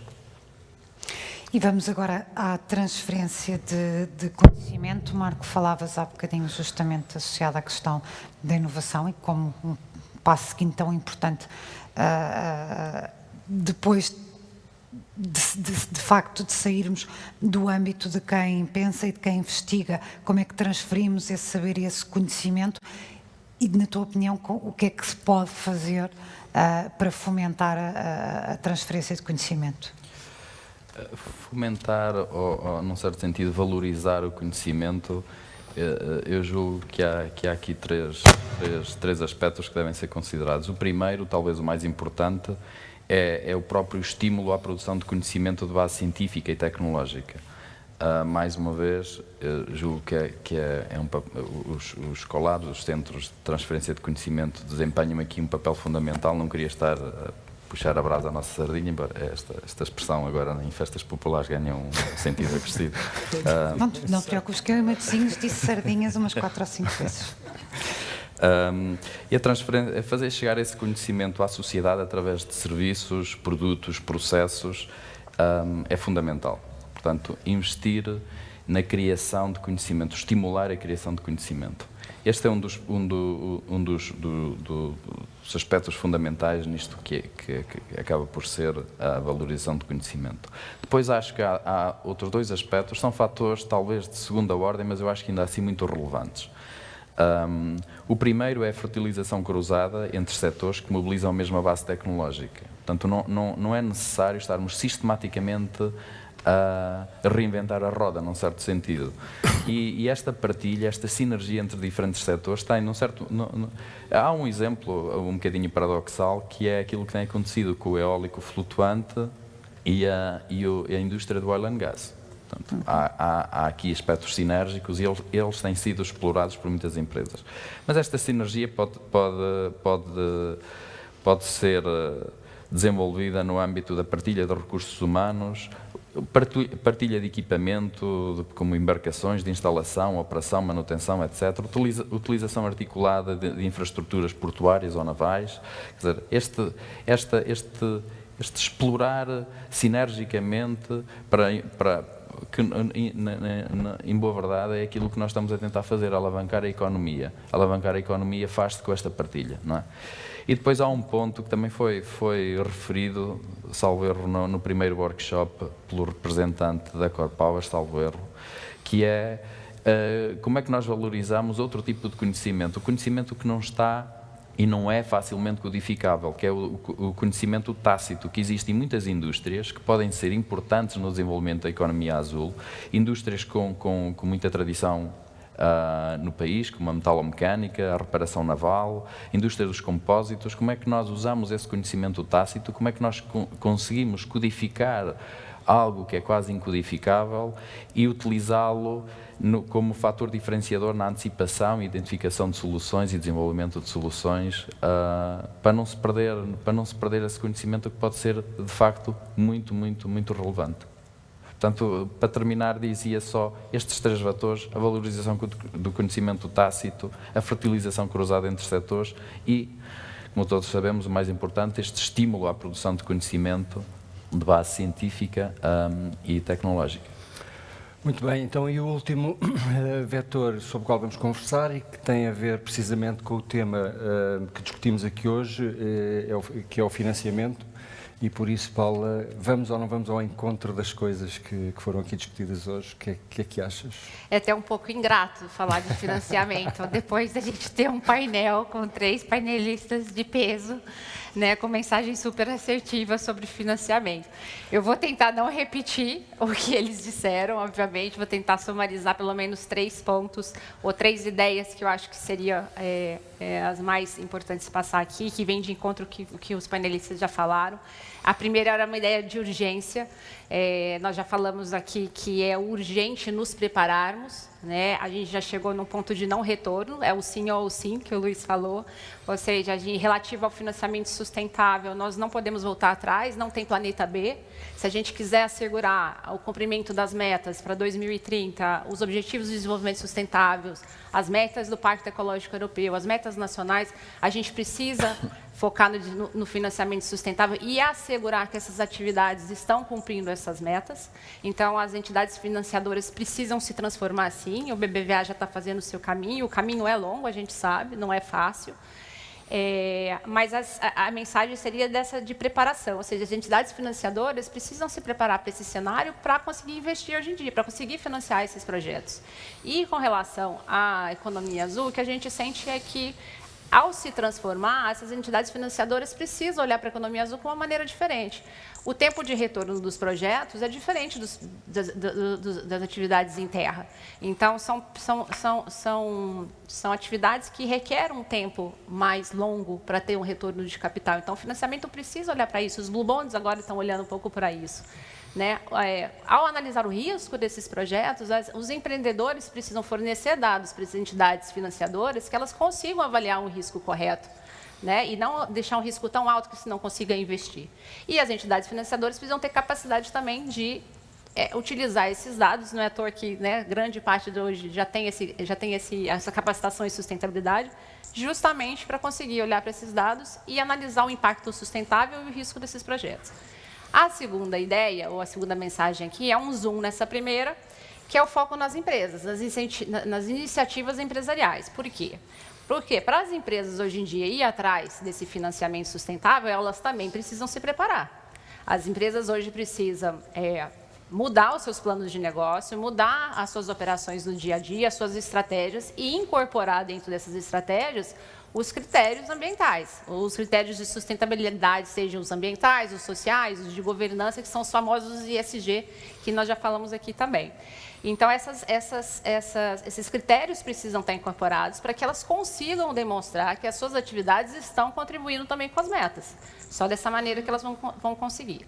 Portugal tem empresas de pequena e média dimensão que talvez não vão conseguir dar essa resposta imediata. E o Luiz falou um pouco sobre isso. Como capacitar essas empresas para isso? A gente precisa dar mecanismos para essas empresas consigam ir atrás desses financiamentos e consigam provar no final que suas atividades estão contribuindo para alguma meta. E, por último, e não menos importante, eu queria frisar, por exemplo, a importância, a necessidade de ter um ambiente ou uma política regulamentatória mais clara. Né? A taxonomia está aí, ela é extremamente complexa, a gente ainda não tem as diretrizes, por exemplo, para algumas economias, para alguns setores do mar. A gente precisa descomplexar esses mecanismos, a gente precisa, por exemplo, ter dados, como a gente vai padronizar, né? Padronizar esses critérios para que a gente fale a mesma língua e a gente utilizar esses dados e monitorizar esses dados. E acho que fica um pouquinho agora voltando lá para o que o Stuart disse lá no começo da UN Global Compact, como o desafio mesmo seria como os atores da economia do mar podem se juntar, e aqui, por exemplo, no financiamento, para antecipar esses cenários, né? Como nos prepararmos, como estarmos dentro dessas políticas de decisão, participar dessas políticas de decisão para nos prepararmos para dar essas respostas e cumprir as metas, porque não vai dar para jogar as metas ambientais para 2050 e 2100, né? A gente precisa agir agora, o oceano pede isso, né? E acho que é isso. Obrigado. E eu acho que foi isso que também tentámos fazer todos nestes 5 workshops, ao longo deste quase um ano de trabalho em conjunto. Artur Costa, Mário Vieira, Paula Salles, Ana Oliveira, Marco Alves, muito obrigada, aprendi imenso convosco.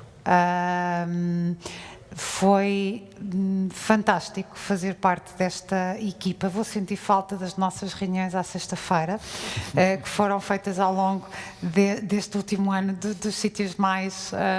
a última foi eu no aeroporto e vocês com uma paciência gigante para maturar, que é mesmo essa a expressão.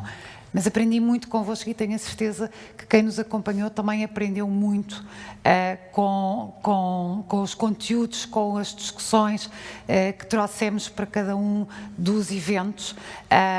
Aproveitar também para sublinhar aqui a importância que tiveram entidades como a DGPM, como a DGRM, como a ANI, como a IPMA, como aos portos, como as autarquias que fizeram parte. E agora... ainda não acabou, porque vocês têm em mãos um documento que temos que ter pronto em menos de 20 dias, portanto, boa sorte, poucas noites bem dormidas, mas estamos todos com muita expectativa. Vocês já identificaram aqui algumas pistas importantes para aquilo que vão ser as nossas recomendações e as áreas em que vamos fazer essas recomendações: o investimento, a inovação, o financiamento, a transferência de conhecimento, a infraestrutura e a regulamentação. Acho que não me esqueci de nenhum, se não corriges-me, Artur. Não temos questões de audiência, porque eu acho que hoje os painéis foram de facto muito assertivos. Não sei se aqui alguém quer colocar alguma questão a este painel, ou temos também ainda aqui o Luís Castro Almeida e a Conceição Santos, ou se podemos passar aqui para a conversa final justamente dos mentores desta iniciativa. Alguém tem alguma questão? Não? Fantástico. Vão-me deixar acabar o evento antes do tempo que... Não. Tiago Garcia, a sério? Isto, eu realmente não achei... Se podemos continuar com a temática, porque ainda há tanto para aprender e crescer. Eu acho que sim. Eu no último workshop já provoquei o Nuno Lourenço e o Luís Castro Almeida a dizer que acho que esta devia ser só a primeira temporada de uma série longa sobre a economia azul, porque há ainda tanto para falar. Muito obrigada. Luís Castro Almeida, Nuno Lourenço, pedia-vos que se juntassem aqui a mim. E esta, como tenho dito sempre no início das iniciativas e ao longo das iniciativas, vou-me repetir, uma iniciativa do BBVA e do Colab mais Atlântico. Temos o CEO do BBVA, Luís Castro Almeida, o CEO do Colab mais Atlântico, Nuno Lourenço. Meus senhores, 5 workshops, dezenas de oradores, centenas de participantes e um documento importante a caminho, numa altura estratégica. Começámos a pensar e a falar economia azul. Ainda não estava tão de moda a economia azul. Como é que olham para o que fomos aprendendo e ouvimos das empresas, da academia, das autarquias, dos organismos públicos? Nuno? Começo eu? Sim, força. Então, bom dia a todos, a quem nos segue lá em casa também. Eu diria que o objetivo fundamental, o desafio que nos fizeram, foi até feito pelo Walter Crisóstomo do SEI, foi tentar fazer uma série de eventos que não fosse mais do mesmo. E o que eu sinto ao fim deste ano de eventos descentralizados do país foi precisamente que conseguimos, em alguns pontos, em outros não, as coisas são assim mesmo, é uma aprendizagem, inovar na abordagem. Para mim, o ponto fundamental era trazer o setor público e o setor privado à mesma mesa. Foi conseguido. Depois, trazer quem financia, quem quer investir, quem ordena o espaço marítimo, quem ordena o espaço terrestre, quem regula as atividades em terra e no mar, quem decide e faz políticas, para que todos tenham um entendimento partilhado das dificuldades, das expectativas, do tal ambiente de negócio que a Paula falou agora mesmo, e também isso nos diferentes setores temáticos do workshop, acho que foi conseguido. Acho que vimos fantásticos exemplos, vimos exemplos menos bons, discutimos os dois.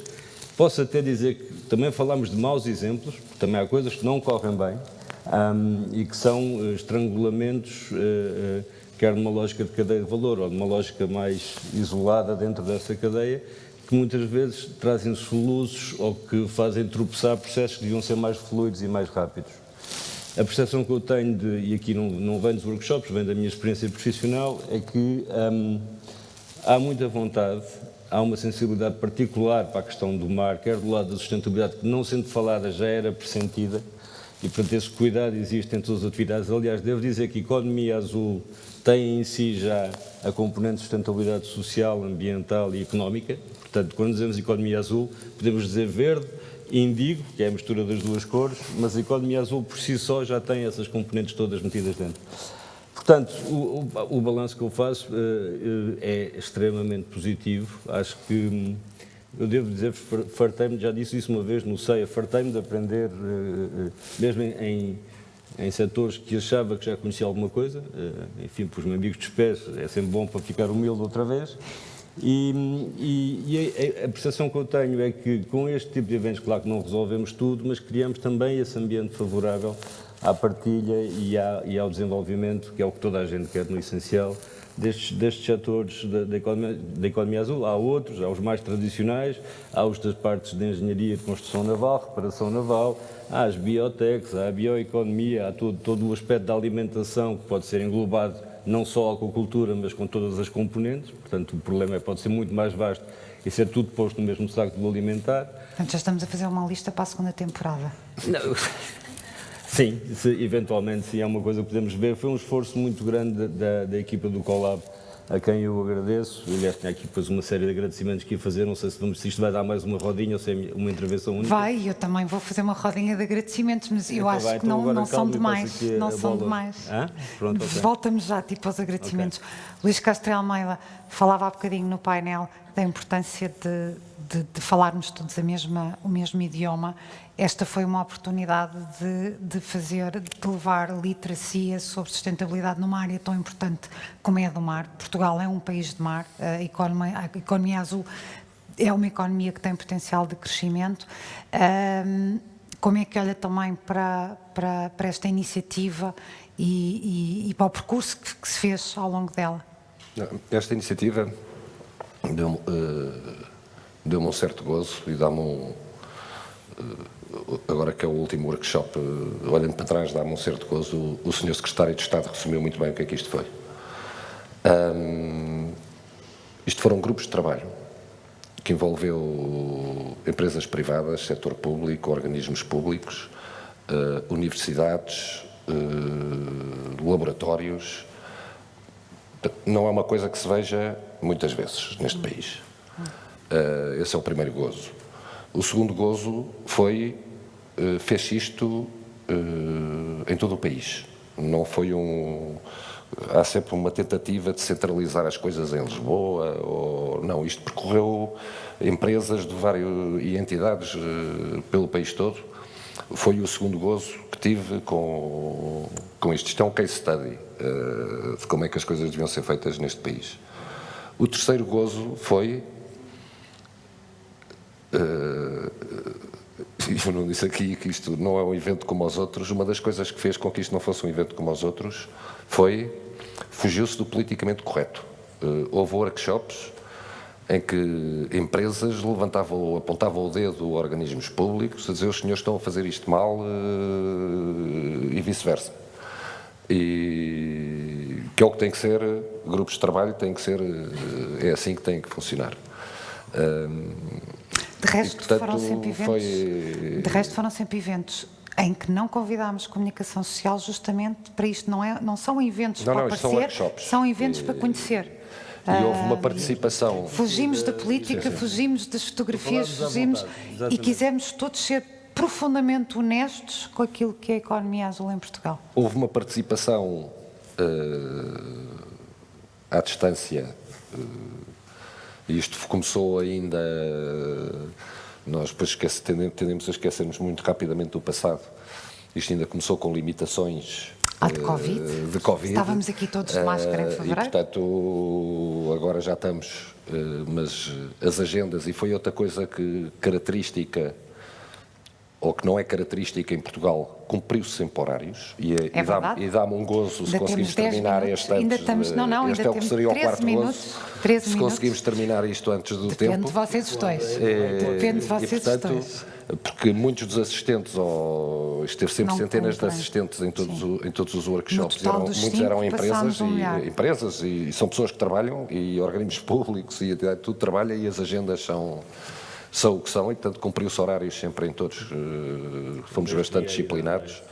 Portanto, a ver se este também termina com chave de ouro.